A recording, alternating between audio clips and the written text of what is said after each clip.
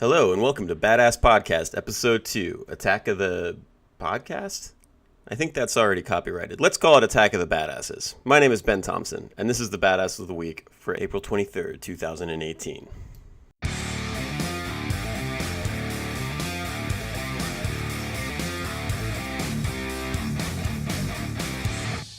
Hello and welcome to episode 2 of the podcast. As I'm still trying to get my legs underneath me while I'm doing this, I'm doing the tour of people who I know that owe me favors. So for any of you who have ever seen me at a San Diego or an Emerald City Comic Con, you know that I share a comic book table with the guy that draws My Little Pony comics.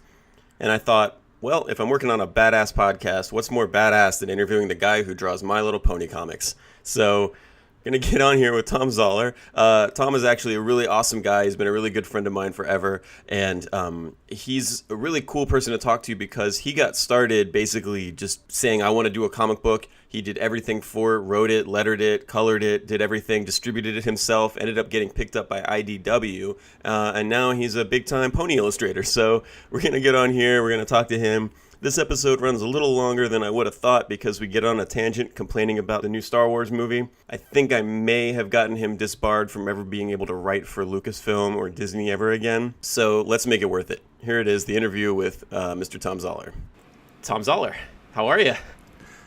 I am good, Ben Thompson. How are you? I am also good. I am sitting here connected through the magic of the internet to my good friend Thom Zahler. He is a cartoonist, illustrator, letterer, writer. He did Love and Capes. He did Time and Vine, Warning Label. He wrote an episode of Spider-Man. Was it the Spider-Man cartoon? Yep. Ultimate Spider-Man Web Warriors. Ultimate Spider-Man Web Warriors. And he has shared maybe about a dozen Comic-Con tables with me over the last 10 or so years. Does that sound about right? Yeah, big ones like at San Diego where we each have our own table. Small ones like at Emerald City where we split a 6-foot table, which is a little more cozy. But, yeah, we each have one like vertical stack of our books, and then and then we just try to like make that work. But yeah, so thanks for being like the second guest on the podcast. I don't have any idea really what I'm doing, so I apologize if this comes off as like a slightly amateurish, but maybe there's like some kind of like down-homey kind of charm to that, I hope. Yeah, it'll be like cinema verite except with podcasts. Right. Yes, I'm going to go with that. Okay, well, I guess, do you want to start and I'll kind of talk about how you got into doing comics? Oh, sure. I was dropped on my head a lot when I was a kid. That's kind of how it started. My parents had a reward system when I was growing up that if I cleaned my room, I got a comic book. I was reading from a really early age, so they had a really well-behaved kid, and I had a lot of comics. But that was what fueled my love of comics. And I'm lucky enough to come from a family where everybody did art or some sort of crafty thing. So it wasn't unheard of to be able to draw. My dad had gone to art school. One of my aunts went to art school. My grandfather used to paint signs. So it was a viable option, though I'm the first one of the family to actually make a run at it as a profession. So when I was growing up, there were comic books that had letter columns in them because there used to be a postal service where people would send pieces of paper through the mail to each other so they could communicate before the internet. Like physical pieces of paper, for real? Like physical pieces of paper, yes. Written by hand sometimes. Whoa. It's crazy. But this meant comic books had letter columns, but because of the production time, they'd have about 5 months between the start of a new comic book and when they could actually run letters. So what they would do is they would run biographies of the artists and writers who work on the book. And I started noticing that an awful lot of these artists went to a place called the Joe Kubert School of Cartoon and Graphic Art in Dover, New Jersey. So I always knew I wanted to be a cartoonist. I have no memory of ever wanting to be anything else. So that was the school that I decided to go to, much to the consternation of my mother, who said, wait a second, but you're really smart. Like Phi Beta Kappa, National Merit Scholar 4.0, and I'm like, they're going to be really smart comic books. So it took a while before she came on board, and I want to be careful about this because she's awesome. It's Your not mom is that awesome. She didn't We're Facebook friends. Nothing like reading everything in capital letters. She does. She types everything in capital letters. It's pretty amazing. Yeah, so- I always read it as like an internet meme, everything that she writes. Yeah, my mom is pretty well a hurricane, and delightfully so. But the thing is that it wasn't that she didn't think I could do it, but it's like saying that, hey, I'm going to be a professional football player. Like, your odds of success are pretty low. So she was worried about that. And also, when you tell someone you're going into a career that's largely freelance, if you don't know what that world is, it is very hard to wrap your brain around that kind of business model. Now that I have succeeded, there have been times that she's called me when I was out in San Diego for the convention. She's like, you got work coming in? I'm like, I always got work coming in. Why? And she says, well, I want to be supported in the manner to which I've become accustomed. To which I always say, I can keep sending you my bills. That's fine. But I also point out to her that I have 4 brothers. I have one of my brothers is a teacher, one's an architect, one's an engineer, and one was a lawyer for a while. I'm like, why are you calling the cartoonist? And she says, because I know which one's getting the work. So we've come through on the other side of it, where she is my biggest fan. So what you're telling the listeners out there is to just pursue their dreams, no matter how like improbable it is that they become reality. There should be like 10% reality in there. Yeah. But it's always far better to know that you failed than not know you could have succeeded. That's kind of like the message of Badass, honestly. Just do it, right? Like, just go for it. Yeah, and it's also kind of like Princess Bride, where you work with what assets you have. Like, if you have a Holocaust cloak, you use that. You know, when I decided to go into comics, I was, in my early 20s and single and living at home, and you don't have a lot of risks at that point. It's not like I was supporting a family or had house payments or anything like that. So when you have the opportunity to be young and stupid, be a little young and stupid. Take advantage of what you've got. Yeah, I mean, I totally agree. You're never going to look back on your life and be like, oh man, I wish I hadn't tried to like pursue my dreams, or I wish I had traveled less, or, you're going to look back and think about the opportunities that you could have taken that you didn't give a shot. Oh, yeah, exactly. Short of anything that maimed you or had you fall off the Grand Canyon or whatever. But right, yeah, like your brother. Yes, my brother fell off the Grand Canyon. He is fine now. He went 40 feet through some trees and crawled for an hour and a half to get somebody to pick him up. And comic books saved his life, which is my favorite part. Batman saved his life. Because when you fall, most people land on both feet, they break both their ankles, they fall forward, and then they hit their head, and that's what kills them. Robert decided to land Batman style, so he landed on one foot, which broke. But then when that happened, he had the other foot to brace his fall so that he didn't hit his head the way that he could have. Yeah. That's why I currently still have 4 brothers. The 3-point superhero drop. Yes. Fantastic. Hopefully somebody will be saved by that after listening to this podcast, and they'll be able to thank like badass podcast for saving their lives from Batman. Maybe Batman saved their lives. I think we can both take credit for it. I want to see the number of lives saved, like McDonald's used to have number of hamburgers served on your podcast, and just have that count keep going up. Yeah, I think I'm at 0. I think I'm still currently at 0.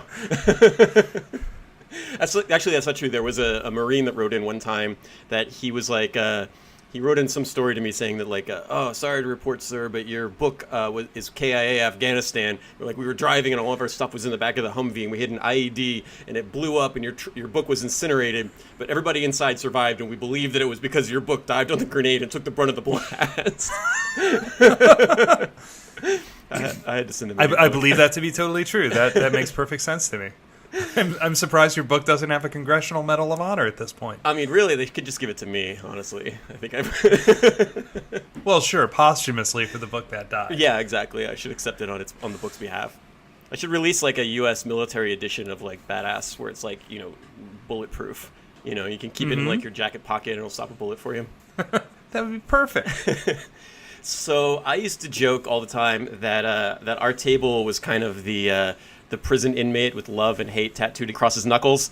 Like, I had like the badass, all of like the action, like destruction, murder, mayhem stuff, and then you were doing at the time Love and Capes, which is something that you created by yourself, right? You started it, you did everything, and you started it kind of independently before you got picked up by IDW, right?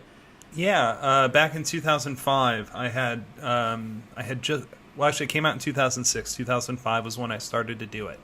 But I had just done a book called Raider, which was a pretty spectacular failure.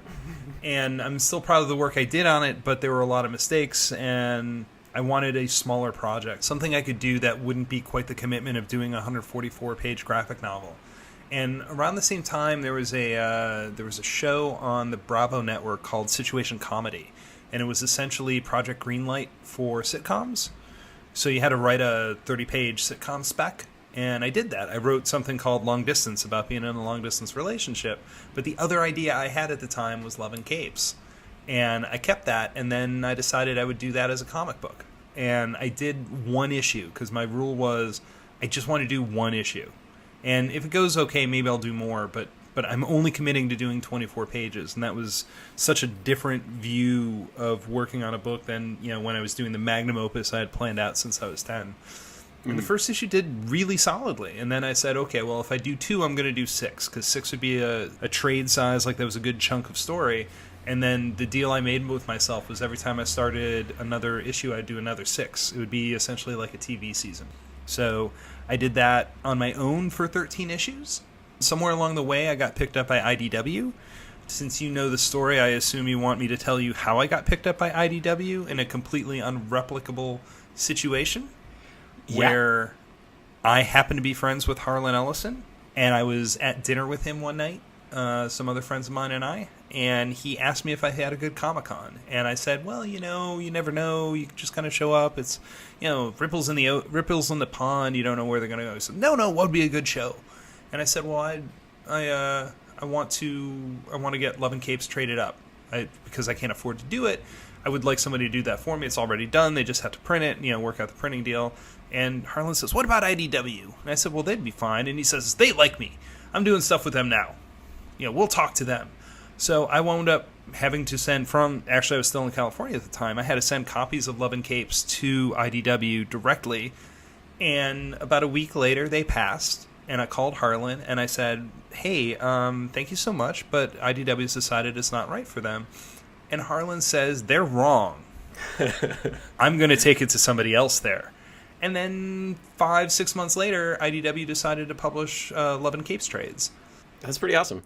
It's amazing to me that Harlan did that, period. It's amazing to me that he set it up the first time, and it is duly amazing, or triply amazing to me, that he took it back in.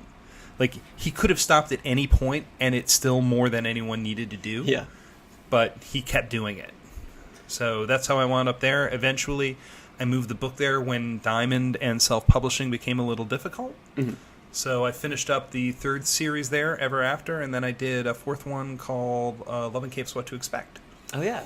Yeah, I forgot you did the 4th one, because I don't have that one yet. I have all the other ones. Oh, yeah. I need to get it. Yes. So, I apologize if it's coming through, but, like, the guy in the apartment next door to mine is, like, practicing his guitar, so I promise that, like, flaming guitar solos don't just follow me around everywhere I go, and hopefully that's not getting picked up too much by the microphone while I'm sitting here, but anyway, you ended up doing Long Distance, though, right? I did. It was always, in my head it was a sitcom, but I had it planned out for a series, and when IDW asked me what I was going to do next, I had about 3 ideas, and I pitched that one, and they said, that's the one we want. So I took the story, updated it. I think I made it much better. I had been in a long-distance relationship, which was part of the inspiration for the story. And in the intervening time, what had happened was texting. Mm. And it's amazing to me, like, how we have a constant telepresence now.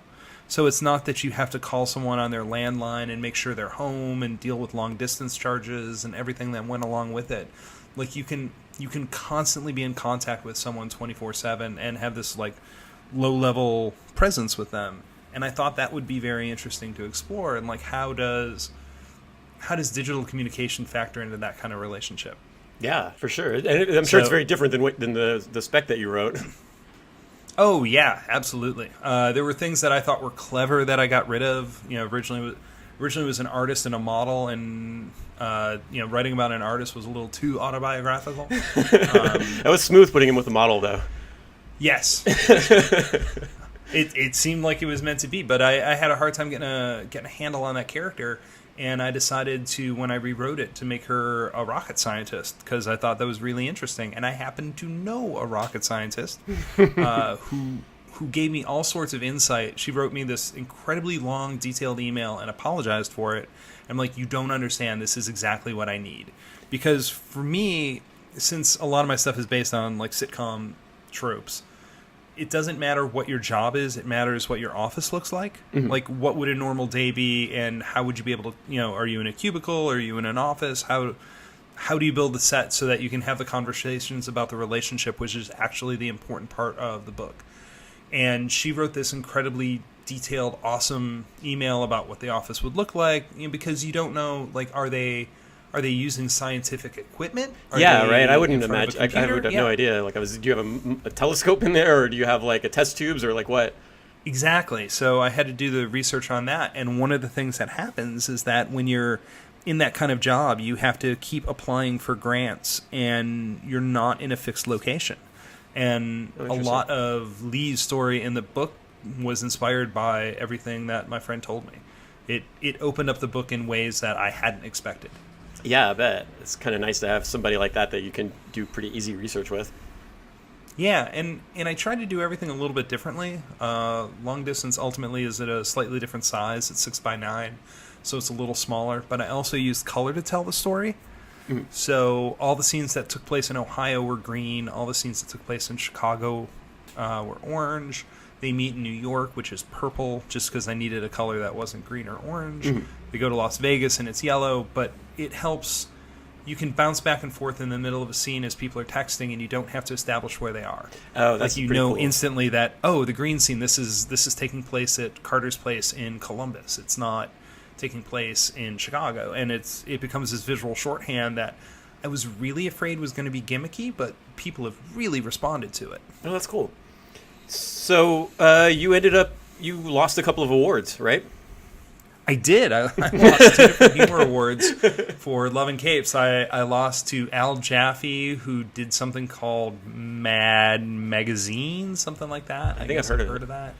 Yeah, and then I lost to a comic book based on The Simpsons, so that was weird. Yeah, if you got to lose, those are the people to lose to. Yeah, and you were up for Harvey Awards, right? Yes. Yeah. I was up for Harvey Awards for, I think, Best Cartoonist, Best Humor-based cartoon, and then I think once for Best Letterer. But that one I wasn't even close on. That was just there's some weird glitch where somebody got a lot of votes and my book was in there too. So you were doing Love and Capes when we were sharing the tables most of the time. And mm-hmm. I think I can still do the speech. I think I can still do the pitch for Love and Capes. Let's see if you can do it. All right. Love and Capes is a superhero romantic comedy about a superhero who says, I love my girlfriend, but if I'm going to tell her that, I got to tell her everything. So, is there ever a good time to tell your girlfriend that you have X-ray vision? What do you get her for Christmas when she knows you can crush coal into diamonds? And there was a third thing. Or do you just kind of... sometimes I would alternate and say, what do you do when you find out that your boyfriend used to date Wonder Woman? Oh, when she used to date Wonder Woman. Man, I knew that. Okay. Yeah. That's pretty close, though, right? Things like that. No, you were almost dead on. Like the only thing that's different is something I changed later, which, because I'm a writer and I'm sure you can appreciate this, I stopped saying superhero romantic comedy because it's too many row sounds in a row. Mm-hmm. So I changed it to superheroic romantic comedy, so that there's an audible break between hero and romantic. That's clever. But yeah, no, that's totally my pitch. That, like, well, I heard you do it. We would be we'd be at these comic book shows for like 4 days in a row for like 12 hours a day, and I'd hear you do it maybe 5 or 6 times every half hour, and then I would do it for you when you were like have to go to a panel or like go to the bathroom or something. People would come by to look at your stuff. I could try to like pitch it for you.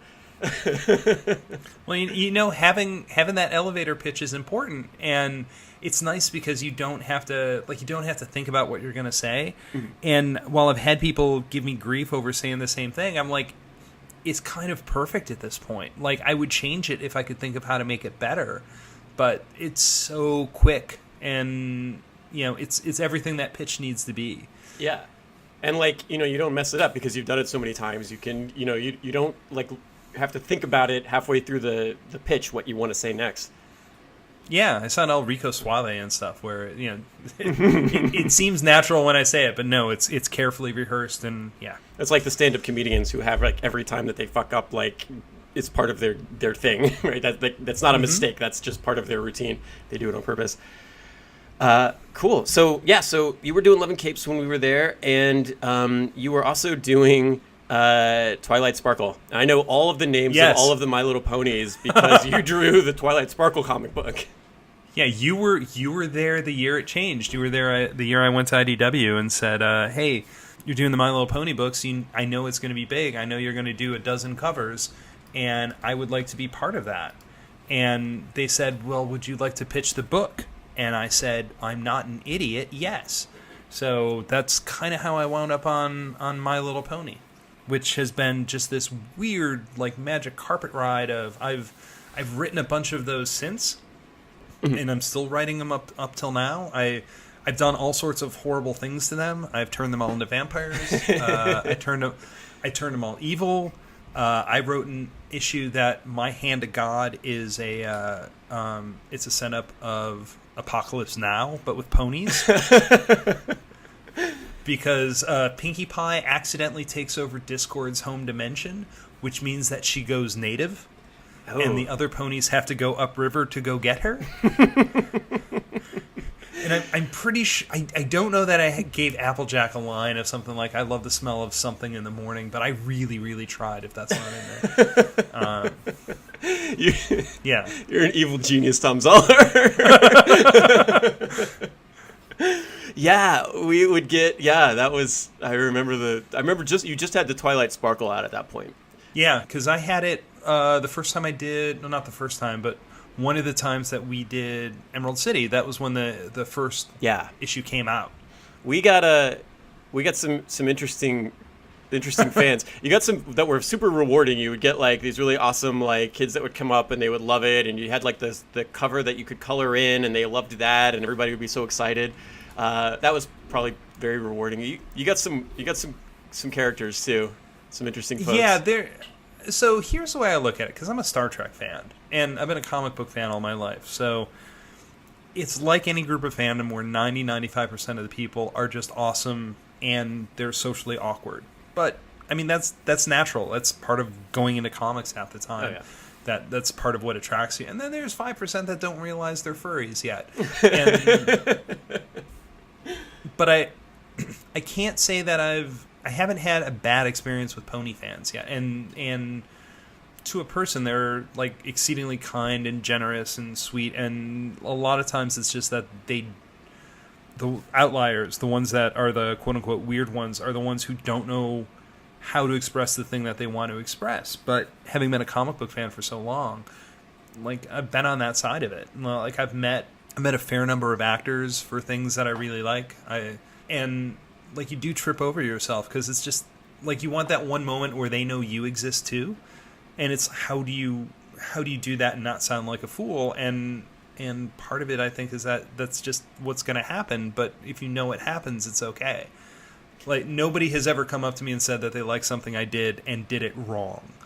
Yeah, like, there's no way you can come up and express that you've enjoyed my work, and like it doesn't matter if you stutter, it doesn't matter if you cry, which is something that happens to me now all the time.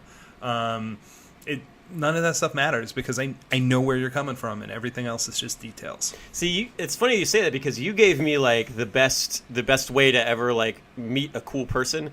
You know, because this is the thing that I always run into, right? Because we do these Comic Cons, and especially like when I was doing all of these with you, like basically everybody. So we were meeting all of these super cool people, and you don't want to look like an asshole in front of somebody that you like. But you taught me something really awesome. We were at a San Diego one time, and it was a very like surreal thing because like you were talking to Felicia Day at our comic book table, and then the dude who played the chief on Battlestar Galactica went walking back behind her. He was just like walking through to go to a panel or something like that, and then you were just like, "Hey, I follow you on Twitter." And I was just like, that was genius. That was a genius thing to say to somebody that you like their work, but you don't want to be like, "Oh my God, I'm such a huge fan of your work." You just be like, "Oh yeah, I follow you on Twitter." And then you're just in. They know you like them, but you weren't like crazy about it. And then he was great. He was just like, "Oh yeah, I don't update enough." And that was it. And it was just like, that was a cool moment. You were cool. He was cool. He didn't like tell you he hated Irish people or whatever. Like, you didn't open yourself up to a conversation. And yeah, it was. I feel like that was the perfect way to introduce yourself to a famous person. Oh man, I had forgotten about that part because part of my general approach, like if you're only going to meet someone for a minute, and you know you're going to meet them, is that you like compliment them on the most obscure thing you know that they've done that you like.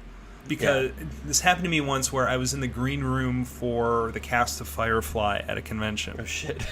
And everyone goes up and says, "Oh, I love you're great as Captain Mal, and I love you, Zoe, or whatever." But I got to go to Alan Tudyk, who next to Nathan Fillion, who's the most awesome guy on the planet. That's not Mr. William Shatner. But I got to go up to Alan Tudyk, and I didn't say I'd liked you as Wash, which I did, but you're at a Firefly convention, like that's implicit.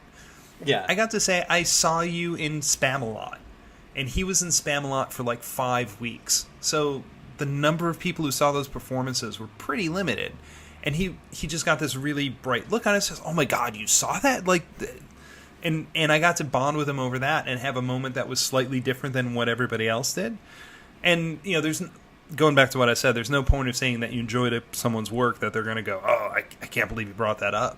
But it's nice to be able to separate yourself from the pack just a little bit. Yeah, for sure. So my coolest moment meeting a celebrity was also through you. We were at Emerald City, and this was a different day, but it was an equally surreal experience where like we were at the bar after the comic book show, and it was like you and me and Marv Wolfman, who invented the Teen Titans, and we were sitting there talking, drinking beers. I think Matt Haley might have been there, and then like I could have stuck my arm out and touched Sean Patrick Flannery and Norman Reedus, the Boondock Saints, and they were standing there drinking, and they were talking to like 3 of like the hottest girls I'd ever seen in real life, and I was like, what is happening here? And then Marv Wolfman was like, oh, there's John Rogers, I want to go meet him, I want to go say hi to him, I love Leverage. And I was like, he was like, you want to come with me, Ben? And I was like, yeah, sure, I'll come with you. So we go over, and it's John Rogers, who writes Leverage. He wrote a bunch of other movies that were really awesome. I'm going to try to get him on the podcast at some point if he'll come. Oh yeah. But it's him, and he's there with Jonathan Frakes, Commander Riker from Star Trek The Next Generation, which was one of my favorite TV shows of all time. And I guess Jonathan Frakes was going to direct a Leverage episode, and they were meeting about it and stuff. And we go over there, and Marv's totally fearless, so he goes over and introduces himself to John Rogers and to Jonathan Frakes. And then it turns out John Rogers had actually heard of who I was somehow. I think maybe because of Haley. And he was like, oh, Ben, you wrote Badass. That's really cool. And so he knew who I was. And so then I felt like I was immediately in with Riker. And then he introduced himself. He's like, oh, hi. He goes to shake my hand. He's like, oh, hi, I'm Jonathan Frakes. And I was just like, yeah, I recognize you. And then he started laughing, and I was like, that was cool. Don't say anything else to him. Don't blow this. Don't ruin the moment. See, I remember that, but I remember it differently. Oh shit! Am I like making this way cooler in my head than it actually was? No, your part is probably true because I wasn't paying attention to you. Oh, that's fair. Because it wasn't about me. So what I remember is being at a table, and Rogers walks in, apparently with Jonathan Frakes. And I see him walk in, and I turn to you, or you turn to me and say, hey, do you know who that is? I'm like, yeah, that's John Rogers. And he's like, no, behind him, that was Riker. And I totally missed them. Oh, because all I saw was John Rogers. That is right. I remember that. Yeah, because you had missed somebody else earlier. No, you were joking about it. Will Wheaton. I think I'd missed Will Wheaton. Yeah, you were looking for he was my white whale for a while. Yeah, you wanted to find him to get a copy of Love and Capes in his hands, and you were looking for him, and he was going to be there, and you couldn't find him, and then every time you would get up to go to the bathroom and come back, I would be like, oh shit, Tom, Will Wheaton just came by. While you were gone, you missed him. He was asking about the book, but I didn't give him one. I told him he should come back later, so you can give it to him. I was messing with you all day like that. And then when you said that, you were like, oh, it's John Rogers. And I was like, no, behind him was Commander Riker. And you were like, yeah, right. But wasn't that... Also, didn't we have dinner with Len Wein? Or I introduced you to Len Wein? Yeah, you did. Because I remember I told you the stuff he did, and he's like we were talking, and then maybe he left, and I told you who he was. He's like, he created Wolverine. Yeah, we were at the bar, and no, this was in San Diego. This was a different time. But yeah, we were there at San Diego, and he comes over, and you're talking to him like you know him, and he's talking to me. We talked about how his wife was on Jeopardy, and like we talked about all these other just random stuff. And then he walked away, and then you were like, do you know who that was? And I was like, no. And you were like, he invented Wolverine. And I was like, oh, shit. I wrote about Wolverine on my website. Like, I should know this. Yeah, weird things happen if you hang out with me. Yeah, I don't meet anybody cool anymore now that I don't hang out with you as much. Well, I'm trying to do Emerald City next year, so we'll see if we can make that happen. All right, cool. You can stay on my couch if you want. Excellent. So, we should talk about you did art for the Badass book. I did. Yeah. I did. I did Medea. You did. And I did at least one. Did I do one for the... Yeah, you did the art for Medea. I did a battle, didn't I? Yeah, you did 2 battles. You did Little Round Top at Gettysburg, and you did okay. and you did Red Cliffs, the Chinese battle with Cao Cao, and they were setting the ships on fire. Oh yeah, that's right. Wow. Yeah, those were fun. I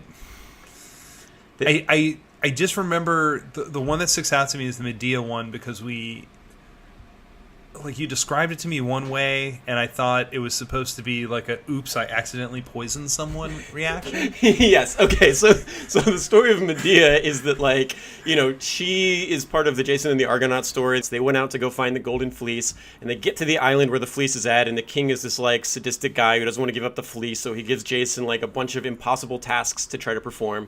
And Medea is the king's daughter. She's the princess. She sees Jason. She falls in love with him. She wants to leave the island, so she helps him. She uses magical powers and stuff to help him accomplish all of these tasks and get the fleece. And then she escapes with him. They go back to Greece. She has a couple of his kids. Like, they live happily ever after, except at some point later on, Jason cheats on her and marries this like much younger woman. So Medea like freaks out and she kills her kids and she burns his house down and leaves him and escapes and gets away. And then Jason dies when like a piece of the boat that he sailed on like falls on him and kills him. It's very poetic, but she's, you know, I try to play her somewhat as a sympathetic character. It's not super sympathetic to as sympathetically as you can play somebody who like murdered their own children, but well, she was wrong, Ben. She was wronged. You know, I don't really have anything to say to this, but yeah, you sent the original sketch, and it was this very like mostly finished, like very nice looking piece of her. She poisoned Jason and a couple other people, and she's got the knife and she's got the cup of poison, and she's got this expression on her face like, "Oops, did I do that?" And then I write you back an email, and I was like, less oops and more like intent. And then within like 15 seconds, you sent it back, and all you did was just like, with a pen, like draw an arched eyebrow over one of her eyes. But it worked. I was like, perfect. Go for it. Let's do it. Yeah, that was pretty awesome. And then you made, I am a character on on your webcomic. You are. So when I did Warning Label, which is about a girl who's been cursed by her ex-boyfriend, that every guy who asks her out gets the warning label of what they need to watch out for. Yes, I've said that more than a few times. There's a bartender, because when they meet in the bar, Jeff sees Danielle, and she's got this cool tattoo, this gamer tattoo, and he's attracted to her, and they start talking, and she says, "Just so you know, it's going to get a little weird in a minute." And he's like, "Why is it going to get weird?" And Ben, the bartender, gives him a drink, and he's like, "Why did he just give me a drink?" And she's like, "You'll find out." And he's like, "What? I'm just going to ask you out." And then there's this huge flash of light, and this warning label burns into existence in front of him. It's Danielle's warning label. And when he finds out that she's cursed, and this is a thing, that's when he takes down the shot, which seems very mechanical when I say it out loud, but I got more comments on out of the supporting cast. I think Ben had the second most comments of any of the supporting characters. I like that when you think about like I need a drink, you think about me. Yeah, I need to gosh, I need to make a screenshot of that as my profile picture at some point. Oh, that'd be cool. Yeah, because I didn't want to do like a likeness of you, because that's a lot of work, but I did something close to it. Like it's very clearly based on you. Yeah. That was pretty awesome. And you concluded Warning Label now, right? You did the last one. I did. It ran 39 chapters at Webtoons. Webtoons has been fantastic to work with. I just can't. I can't describe how great a company they have been and how supportive. By the way, my cat is now in my lap, so if you hear some purring, you'll know why. It's not just you. Yeah, it's not just me. Yeah. So on Warning Label, it was supposed to be like a 26-week strip, and it did well enough that they were fine with me adding content to it, which became essential because I can't imagine doing that strip unless it could have been 38 chapters. But when I got close enough to realize that I could end on Valentine's Day, I said, well, you have to do that because there was a chapter every week. So there's one bit of quote unquote padding, but it actually, I think, is a good character beat for them. But they let me expand. They were cool with a lot of the stuff that I wanted to do. They were the ones who I met them, and it was, we like talking about my elevator pitches and how they go. They came up to me to talk to me in Baltimore because we had met at the Harvey Awards the night before. And I said, oh, I did this book called Long Distance. It's a romantic comedy. And he said, I'll buy it. Damn. And I didn't know what to do because I'd never not finished that sentence. Just like system malfunction. Yeah. Yeah. But also, like, in my head, it's like, don't sell past the close. He's bought it. At this point thinking, I've made $20 off this guy. This is pretty good. Little did I know that I'd be doing Warning Label for him. But being able to do a romantic comedy in webcomics is like being a left-handed pitcher in the major leagues, or like doing superhero comics for comic books. Like, superheroes don't necessarily work great as webcomics, but romances do really well. Yeah, I could see that. A little bit more episodic. So it became, yeah.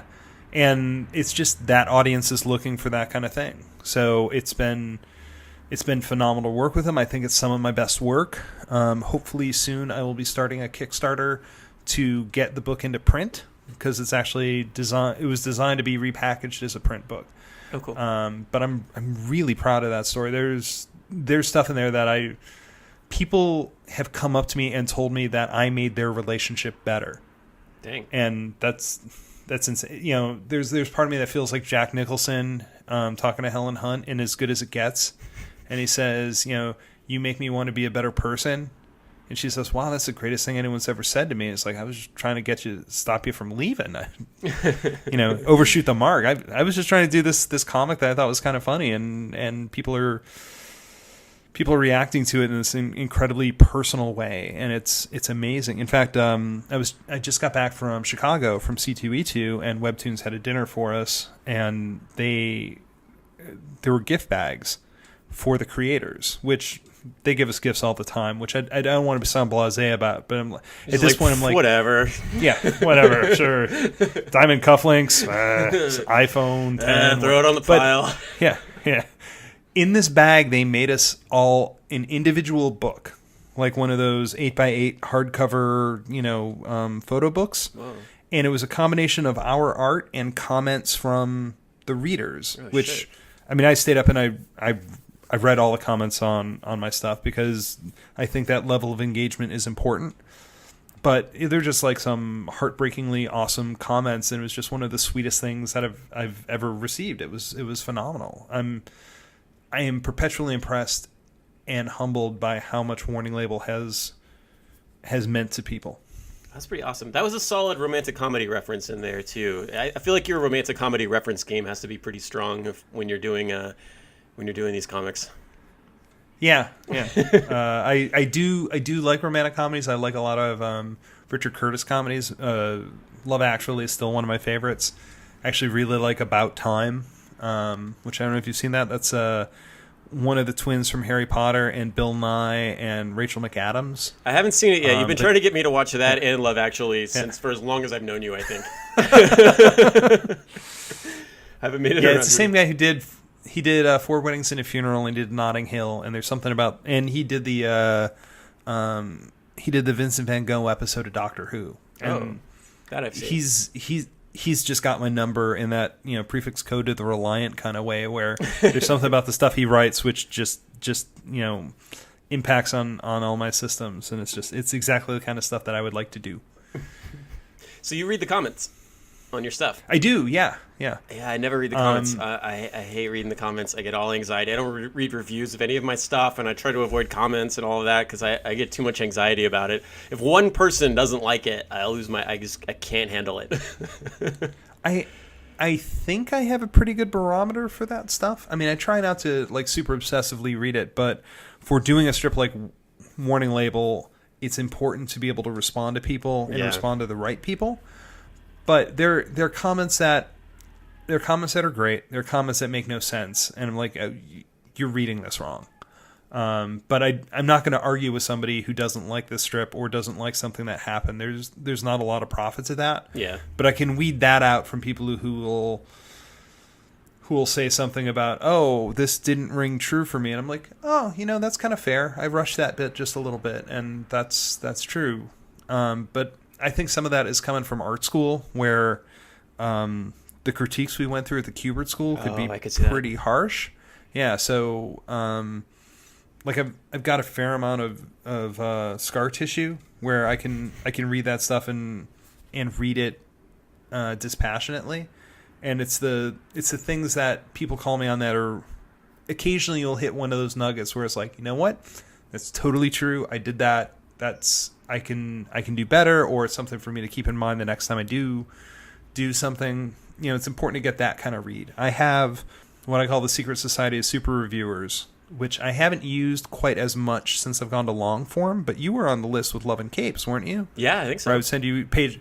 Yeah, Love and Capes was designed on a 2x4 grid, and every page was fairly self-contained. Like, in the aggregate, they worked really well, but you could read it like you were reading a comic strip in a newspaper, so I could send it out page by page as I did it. Yeah, I remember that. And sending it out every page made it easier for me to, like, there was a reward for getting a page done. And people were looking for the page if I told them what my deadline was, so it helped keep me motivated to do it. When I switched to, like, long distance, which was issues, that was a lot harder to get. You couldn't send someone a page because it was very much the middle of a scene and it wasn't the complete scene. Yeah. But I have a bunch of readers who read my stuff, and I'm blessed to be surrounded by people who know exactly how to tell me the honest thing. But I know that they respect my work enough that they'll let me know what I did right and they'll let me know what I did wrong. My friend Mike Bukowski has told me to change 2 pages on Love and Capes, and I would be mad at him if he wasn't right both times. He actually argued me down on the age of one of the characters. Which character? Which is insane, because Abby. Okay. Because my godkids, his children, have read Love and Capes over and over. He has read Love and Capes more than I have. And when I did the scenes where Abby was going back to her high school reunion, I had her, what would it be? I think I had her at 28, because that would be, that'd be 10 years. And he said it should be their 15 reunion and she should be 33. And I said, no, I think she's 28. And he went through everything that I had done in the past, 15 issues, and said, no, for her to have gone to college and had this job and then started the bookstore and done this, and she's been together with Mark for 3 years, she'd have to be this age. I'm like, crap, you're right, she's 33. Shit, it's like Galaxy Quest, right? Yeah. You need, like, the super fan to, like, proofread your stuff before it goes out for accuracy. Yeah, it's like, you're absolutely right. I was wrong about my character. You know exactly how old they are, and I did not. That's pretty cool, though, right? That people like your stuff that much, that they like. Oh that yeah, that and yeah, and he's my most trusted reader on stuff, and he's the one who lets me know when I'm going a little far afield. Because even on Warning Label, when I was doing that, I pitched them 4 different things, and Warning Label was just this like a little one-off concept. I had it in my back pocket because I do 48-hour film festival in LA from usually every year. I'm on a team. I don't have to be out there for it, so I can write from here, which usually means I'm finishing up the script at 4 a.m, or at least my portion of it. But there are things that prevent you in 48 hour from having a finished piece. I mean, that's part of the goal. You have to have a certain line of dialogue in it. You have to have a certain prop. You have to have a certain character name. It's all stuff to make sure that you actually have to execute the film in the 48 hours. Right. But that doesn't stop you from thinking about what you might want to do and knowing, Princess Bride again, knowing what your assets are. You know where you're going to be able to film. You know what actors you've got. You know what they're capable of doing. So that stuff is all in your head. And one of the ideas I had was this guy goes into a bar, asks a girl out, and she's got a warning label. And I didn't know where I was going to go with it, but I thought it was an interesting starting point. I pitched it to Webtoons because I don't think I'd really pitched a heavy romantic story to them. But I figured, they'll go with one of the other ones. And they went with warning label. They're like, we love it. We have all these questions about it. Like, do other people have curses? Like, can this happen? How did she get cursed? And as I'm reading these are all plots, right? Yeah. Because as I'm reading, I'm like, I don't know. So you don't plot, because this is something that I kind of have a question about, because I haven't done any fiction before. So do you, especially with something that's episodic like warning label, so you didn't have the whole story planned out when you started. You just kind of, how far ahead are you working when you're plotting it out? The way I describe it is that I know where I'm going, but I don't always know how I'm going to get there. So part of the thing in warning label is that there's these list of things that she needs to, they have to watch out for. They're all honest things, and they can be changed because she doesn't have to change her mind on stuff. She has to change her attitude. She has to see the other side of the story, and then when that happens, that thing will disappear from the warning label. So it's slowly making her a better person. But it's a delicate line to walk because you don't want it to come off as her being wrong. Yeah. Because then it's like emotionally abusing a woman for 39 chapters. Yeah. It's more, these are things that she could improve on because she hasn't seen another way to look at it. She's very self-opinionated, which is one of the things on the list. So in doing that, I knew what the things were on the list. I had to plot those out because the list appears in chapter 1. And once that happens, I'm locked into those. I couldn't go back and change it because that strip would already be in the world. And I knew how it ended. And I had most of the 24, 26 chapters done, but it didn't mean that it couldn't expand, and it didn't mean that it couldn't take a slightly different way to get there. So while the initial pitch was they work on everything on the list, and then the list goes away and you have your happy ending. Exactly how those things went off the list I didn't have, and like a lot of the specifics of the curse itself and how she got cursed, and like when I was pitching the story, it wasn't important to me how she got cursed. Yeah, you're not really kind of thinking that far ahead because it's kind of a waste of your effort to put all of that effort into plotting out something that might not ever get made. You kind of would just, like, especially if you're pitching 4 or 5 different ideas, it's like, here's my ideas, which one of these do you like? I'll flesh it out and go with it from there.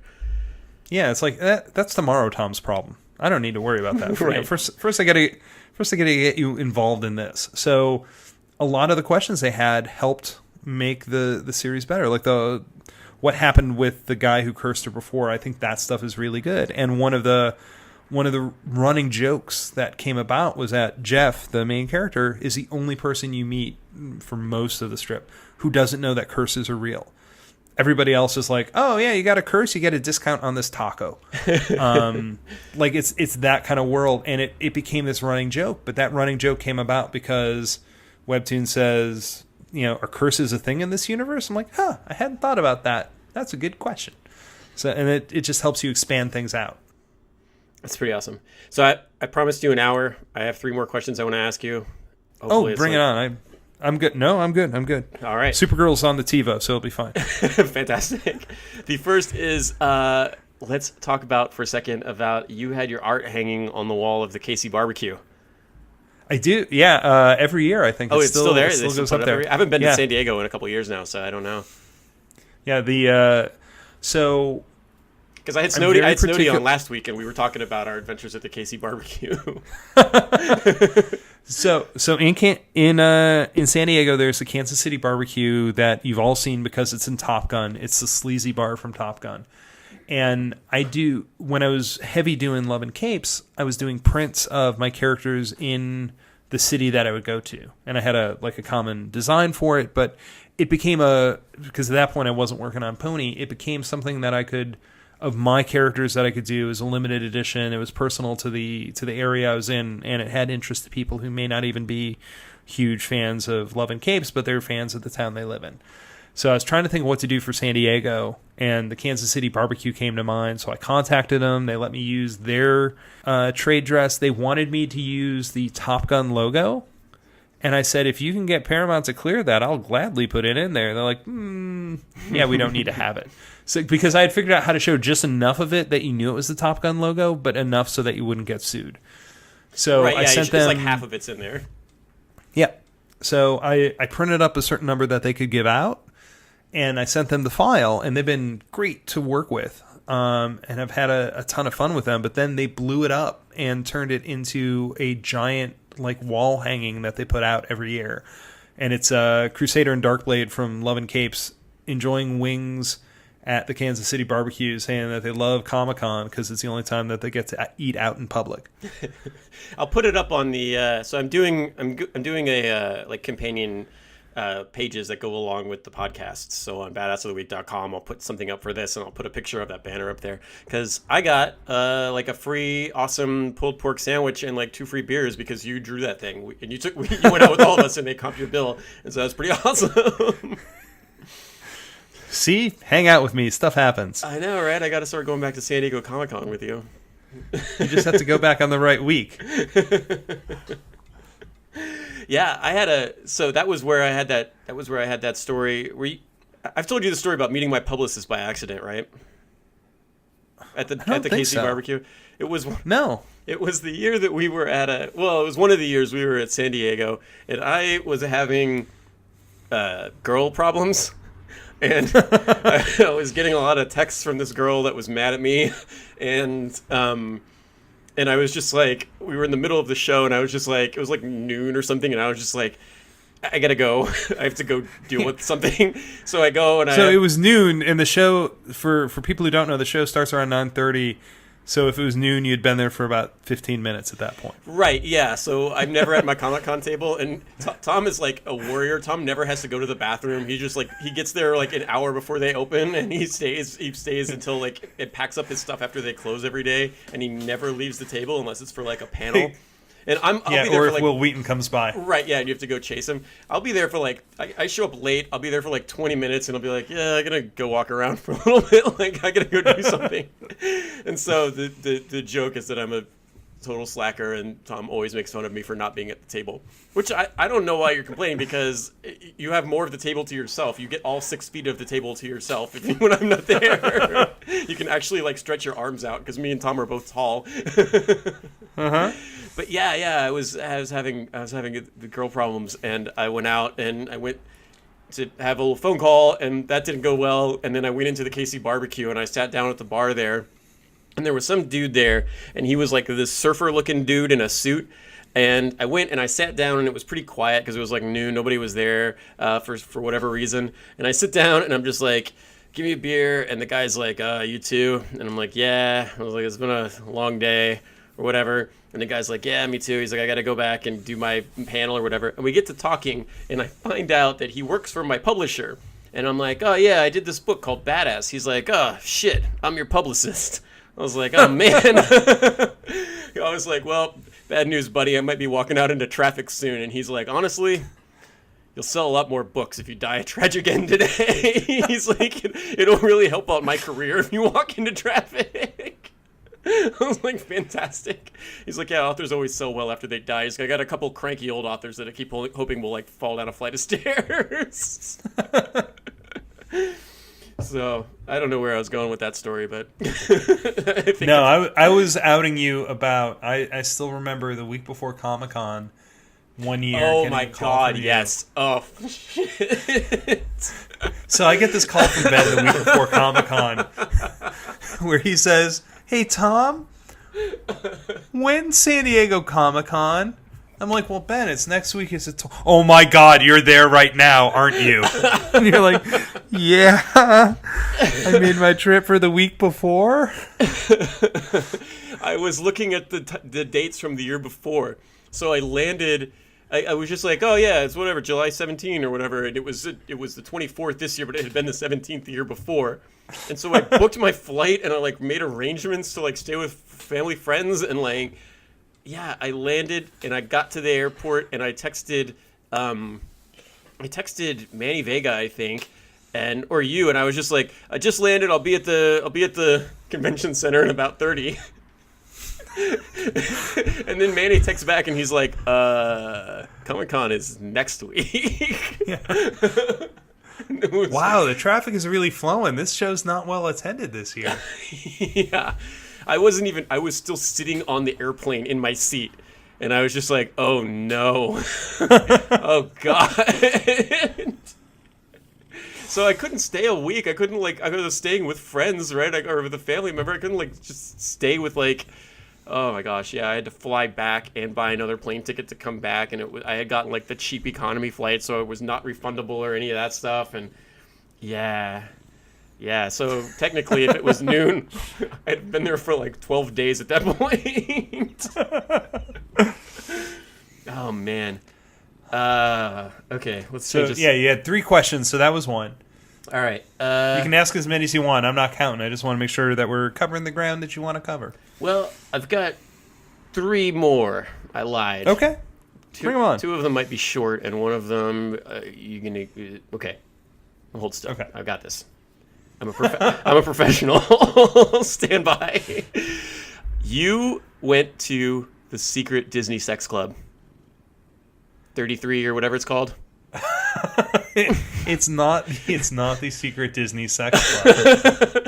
Oh, right. Wink. That's something else Wink. that I haven't gotten there. If it's not a sex club, then I rescind my insistence on you getting me an invitation. Yeah, there are 2 secret clubs at Disneyland. One's at Disneyland, one's at California Adventure. I mean, they're not secret, but you can't get in there unless you know somebody. Unless you're Thom Zahler. Yes. So Club 33 is above New Orleans Square in Disneyland. They have remodeled it since. I had friends that were members of 33, so they got me in there. And then over at Disney California Adventure, there's the 1901 Club, 1901 being the year that Walt was born, and there's a bar in there that you can get into that's next to Carthay Circle at Disneyland, and those are both really cool places. And I no longer have my in to get there, so my current plan is to make a ton of money off a Warning Label movie and hopefully have it produced by Disney so that I can, along with my contract, ask if I could be a member of 33. That's a solid plan. Good luck. It has the virtue of never having been tried, so. Yeah, you'll get back there. I remember you showing me pictures of it. I remember thinking it was super cool. Yeah, I got to say it is, and there's something about the backstage going where people not everyone goes. Where I don't mean this to be. It's not the part where it's I got somewhere that you didn't, but it's more when you get to see that peek behind the curtain. Because I've been to Pixar and I've been to Lucasfilm, and both those are it's just so amazing to be able to see that stuff. It's one of the highlights of what I do, that I get invited to places like that I've only dreamed about going. Yeah, I bet that's pretty amazing. I also like the aspect of check out all this cool shit that I got to do that you didn't. But okay. Next question. We're down to 2 left, I think. Down to 2 left. Yeah. All right. What did you think of the new Star Wars? This is a loaded question. This is a really loaded question. Man, this is a loaded question. This is going to torch my career. That's what's going to happen.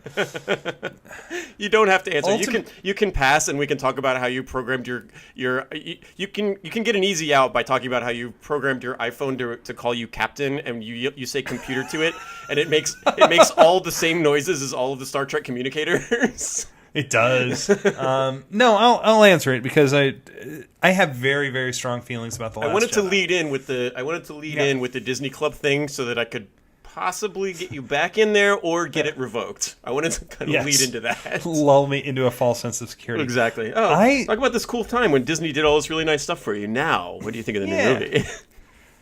I like what they wanted to do, and I don't like what they did. And the idea that the Jedi need to find balance within themselves, I think is kind of brilliant, because without that, the Jedi, I have issues with Star Wars here and there. I enjoy the franchise. I've become a little jaded on it, but the Jedi can't count. Because in the prequels, they're like, we must restore balance to the Force. I'm like, okay, you realize that there's like 40 of you, and there's 2 of them. And the way numbers work is that one of the 2 of you has to change that number a lot, and you're not going to like it if it goes down. The thing I like is that they do restore balance to the Force, because at the end, there's only Luke. That's one guy, and he's balanced. So that idea is really good. I like the representation that they brought along. I think more is always better. I just wish it had been in a better scene. My biggest one plot thing with Last Jedi that drives me nuts is the movie seems to be about characters failing consistently, which is interesting. Yeah. But there's no point at which Benicio del Toro ever learns that General Ellie from Jurassic Park, she's got this plan that has cloaked ships. And he knows about the cloaked ships, but nobody ever tells him that because Finn doesn't know, and Rose doesn't know, and Poe doesn't know. Nobody is there to tell him that information. It's not. I didn't even think about revealed to him. Yeah, and like for every article I see where Rian Johnson says, "Oh, here's why Luke had this lightsaber in the second scene," I'm like, I don't care about that. I want to know, but like, there's this one big plot hole you're not addressing. How did he know about the cloaked ships? Because nobody else knew about the cloaked ships. Exactly. I didn't even think about that. I feel like the whole movie wanted to be Luke Skywalker tossing the lightsaber over his shoulder. And I think it made those choices a little more than it should have. So like if they want to break things apart, if they want to if they want to put the rebel or the resistance back on the run and really take them down to basics, and I think all that stuff is really interesting. But you get into like when they're in those ships that are on the salt planet. Mm-hmm. Not Hoth. They don't. Not Hoth. Yeah, Hoth, not Hoth. They don't have weapons, as I recall.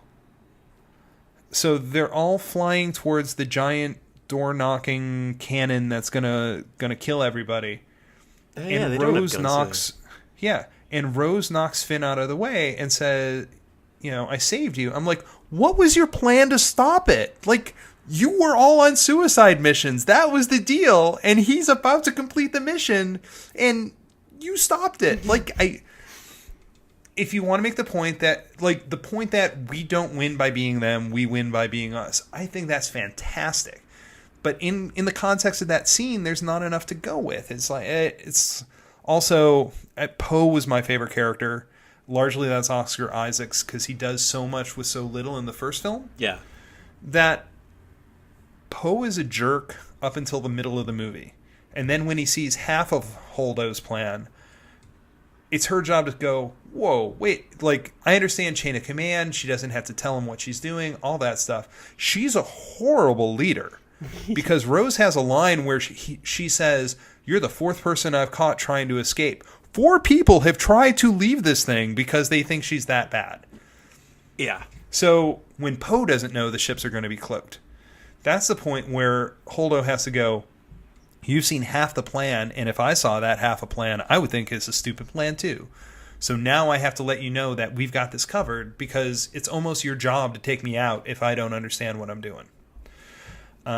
It's stuff like that. So I so like what it wanted to do, and I like how it was a very different film, and I like a lot of the internal conflict, and I like the way things did not go the way you thought they would.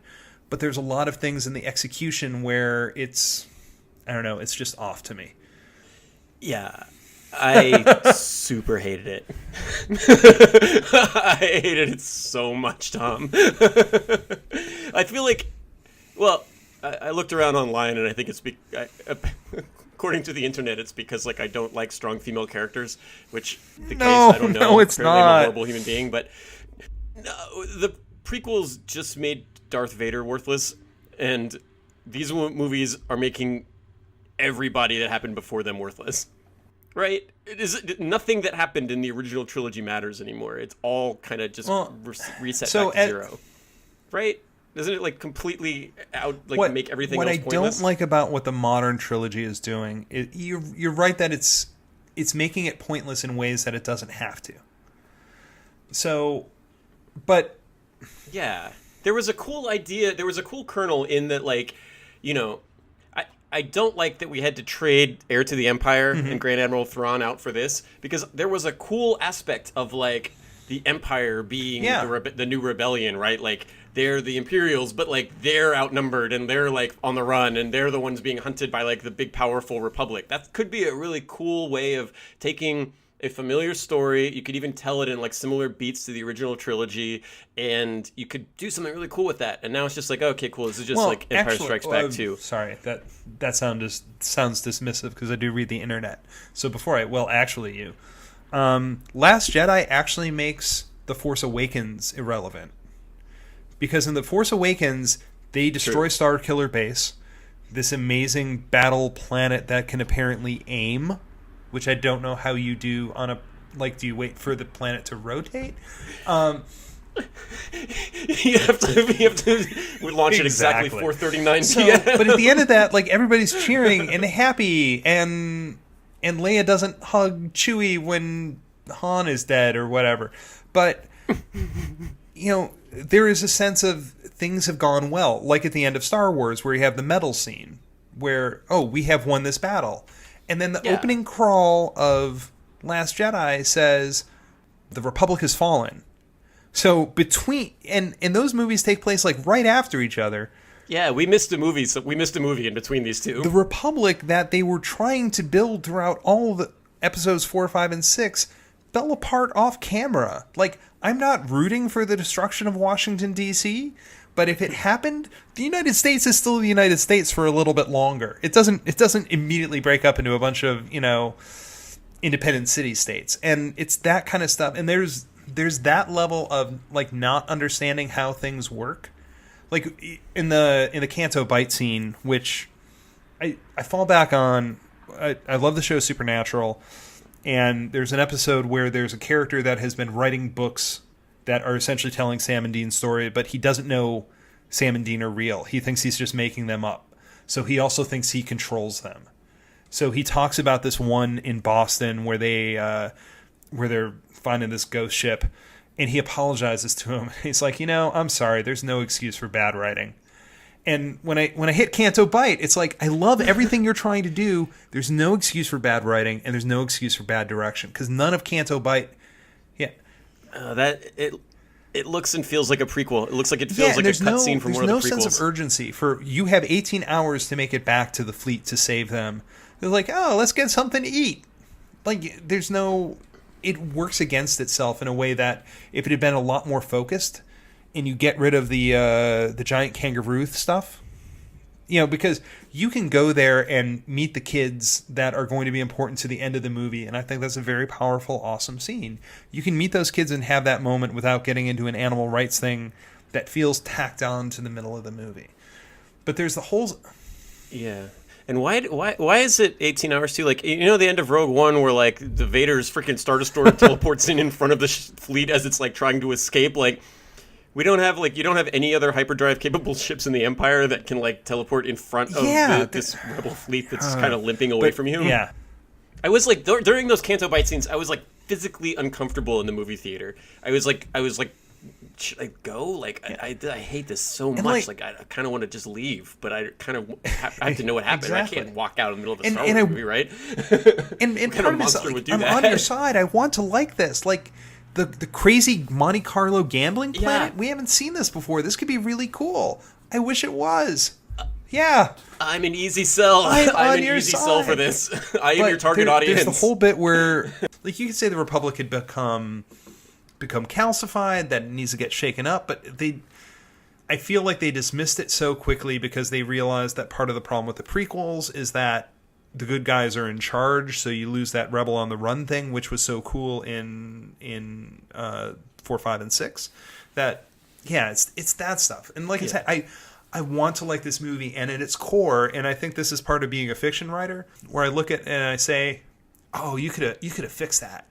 Like, I see what you're trying to do. You just have to find a slightly different way to get there. Like, I'm on your side with everything you're talking about, and I like these.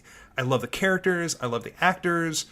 Like, I would not have thought that I would like Rey, Poe, and Finn as much as I do. Part of it is that they're well written, and a huge part of it is that they're incredibly well acted. Like, I'll say I have some problems with Rey, but oh my goodness. She doesn't face a whole lot of challenge, right? She kind of is just awesome at everything. She can like beat up Luke Skywalker, and she knows more about the Millennium Falcon than Han Solo. Like that's and I hear people compare Rey with Luke, and people forget that Luke screws up a ton in the first movie. Yeah, Luke gets his ass kicked in the first movie and in the second movie. He has to be saved at the end of Star Wars. Han Solo saves him from being killed by Darth Vader. Yeah, and he makes one good shot with his eyes closed, and I know what they're trying to do with Rey, and I love that character exists. But in trying to convince me that she is, I don't want to say that she's an heir to the franchise, because apparently her parents are just like traitors, and she was self-deluded about that.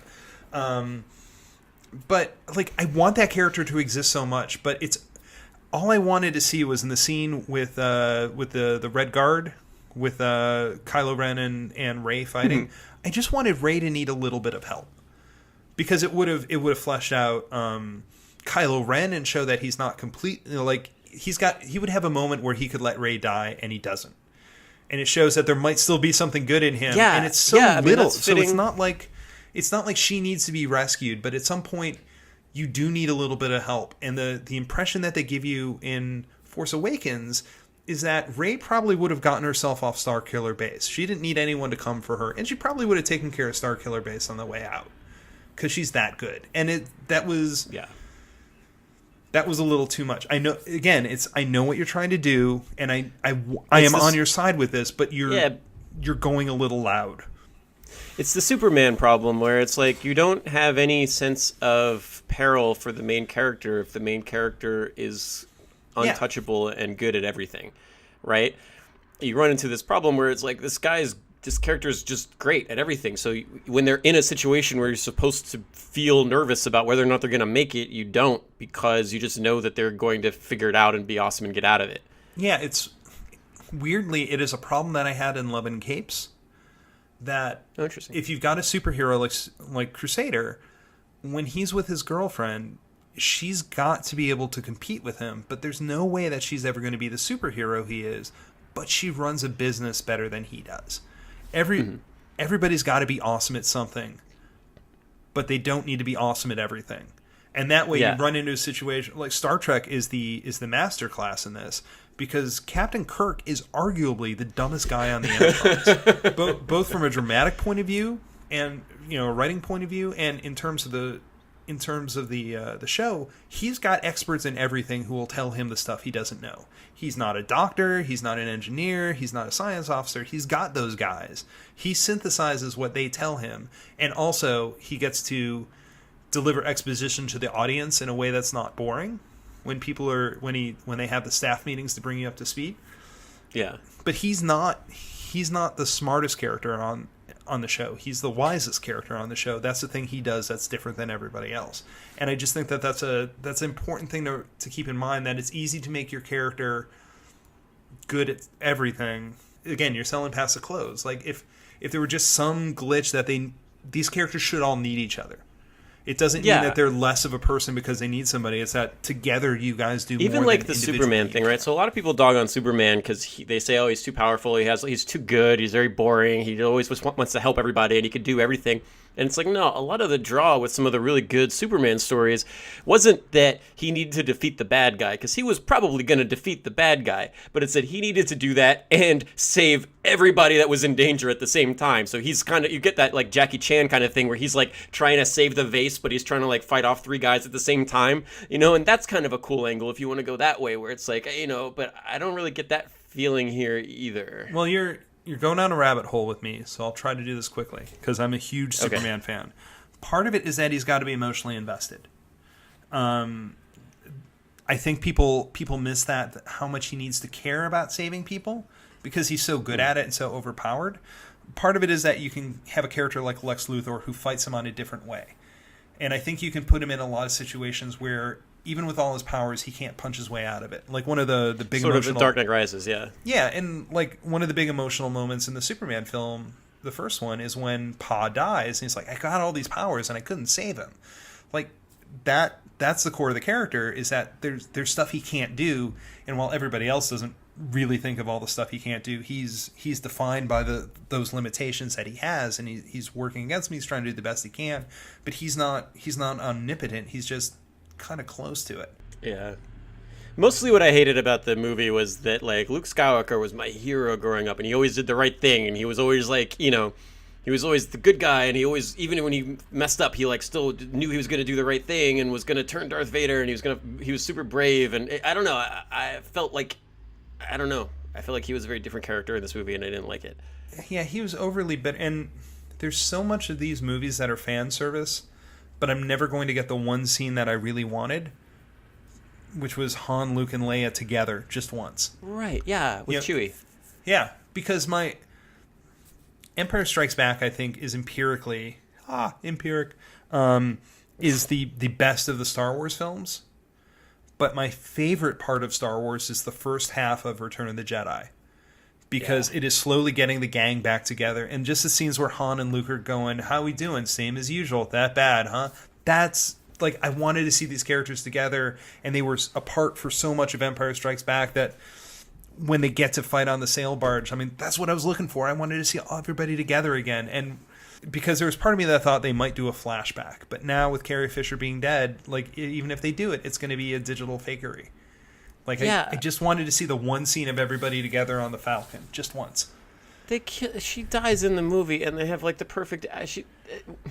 They had the perfect out, right? Like, okay. This is going to be like a 2-hour podcast about this about this one movie. Like, so I'm going to ask my last question now.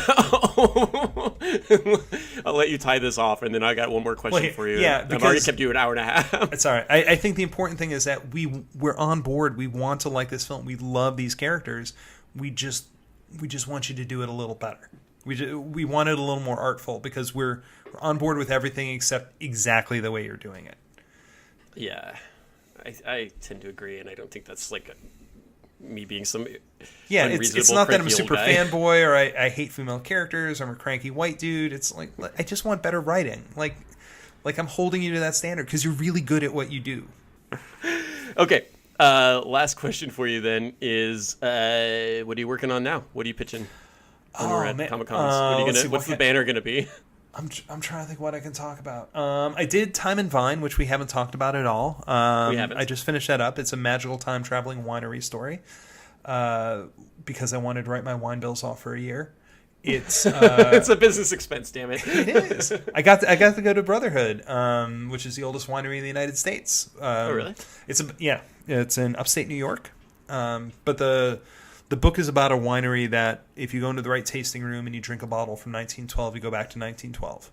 Oh, that's cool. And I love the idea of having a winery with that much history, and they've been around since before the Civil War, so you get to do stuff like, how they get through Prohibition, which Brotherhood got through Prohibition because they had a license to sell church wine, and champagne was considered medicinal in the 1920s, so you could make it and really? Get out with a prescription. Yes. So like finding out those facts are just so interesting. I heard that during Prohibition, like a lot of people converted to Judaism because you could still drink the Manischewitz. So like a ton of people converted to Judaism so that they could buy wine. And a lot of people got licensed as ministers. Oh, for the sacrament. Yeah. So there was that. Let's see. I wrote an episode of Knights of the Zodiac for Netflix that I think will be out either this year or next year. Which is one of the weird things about writing animation is that I wrote it a little while ago and it's still in production. Let's see. I talked about the Warning Label Kickstarter. I will hopefully be doing something else for Webtoons, doing a new thing for them. We're working on that. I will have another project at IDW that I can't talk about yet because that hasn't been announced. I'm now in the weird part of my career where you have to sign NDAs and shit. Yeah, well, NDAs and like their media cycles to be involved, and like I'm now doing stuff that people would care about. So, like, when I was starting Love and Capes, it's, I'm going to start this romantic comedy comic book, and, like, nobody's going to report on it. But now it's like, oh, well, I'm working on this licensed property for this comic book company, and I can't tell you about it. So you're like, behold, ponies. Yes. Well, hopefully I'll be writing more pony stuff. I'm, there's no reason I won't be. I don't have any that are currently in the pipeline, but I still work on those all the time. Still doing stuff with IDW. So there was a chance. There was I felt like there was a moment where you weren't going to get to do any more ponies. There was a little bit of pushback from the very first. That would have been the year that the Twilight Sparkle book came out, where it wasn't clear how well it was received. And I think the story was strong, and the art probably could have been better. I was under a lot of tight deadlines, and working on model isn't my thing. Like, I've slowly gotten to the point where I could probably do it, but I'm just as happy writing rather than drawing the ponies. And they still let me draw covers. So that's actually kind of the best of both worlds. That's pretty cool. I know that when the third Badass book came out, I signed it for you and drew a My Little Pony in it, but it was not very good. They're surprisingly simple, and the thing about a simple illustration is that there's no, you gotta nail it. Like on a traditional superhero thing, you can put a couple wrong lines and it's gonna look okay, but on a pony, every line has to be the right line. I could see that because they're a little bit more simplistic too. So the wrong lines stand out a lot more than like, you drew the S wrong on Superman's cape. Yeah, you can't hide them with that Rob Liefeld over detailed tick mark thing. Yeah, 75 pouches to cover it all up. Okay, that is the end of my questions, and I kept you like an hour, like a half hour longer than I promised I would. That's so all right. Love talking to you, Ben. Yeah, you too. I'm going to let you go, and hopefully I will be seeing you at a Comic-Con again soon, or you'll be staying on my couch in March of next year. And when new stuff comes out, just send it to me, and I'll post it up on the site, and then I'll get this up, and I'll have a bunch of links and things to all of your... Do you have a website that you want to pimp here? Thomzy, THOMZ.com. I'm Thom Zahler, THOMZAHLER, on Twitter and Instagram, where hopefully I post clever things and occasionally pictures of my cats and lots of bottles of me drinking wine, that kind of stuff. Cats and wine. Also, I remember that it's Tom with an H because you have like your favorite barista at San Diego always remembers to put the H on there. That is true. That is true. They the baristas at the Hilton remembered me from year to year. Of course, part of what I would do is the people who work in food service at San Diego never get to go to the show because they're always working. So I'd bring a stack of comic books and give it to them at the beginning of the show because I feel bad that they have to work. And then sometimes my coffee is free for the rest of the week. You bribe them with ponies. Everybody likes ponies. Fantastic. Tom, thank you so much. I really appreciate you letting me try to hack my way through an interview. And I'm sure we'll have you back again at some point if anybody ever actually decides they want to start listening to my podcast. Sounds good. Anytime, Ben. Anytime. All right. I'll talk to you later. See ya. Bye. All right, I wanted to say thank you again so much to Thom Zahler for being on the podcast. I think it came out pretty well. I'm still trying to get my feet under me with this whole interviewing thing, so I think it'll improve with time. I think we'll get a little better at it, and hopefully we'll see where it goes from there. Thanks again for you guys for listening in on another episode of this, and we'll see you in a couple weeks.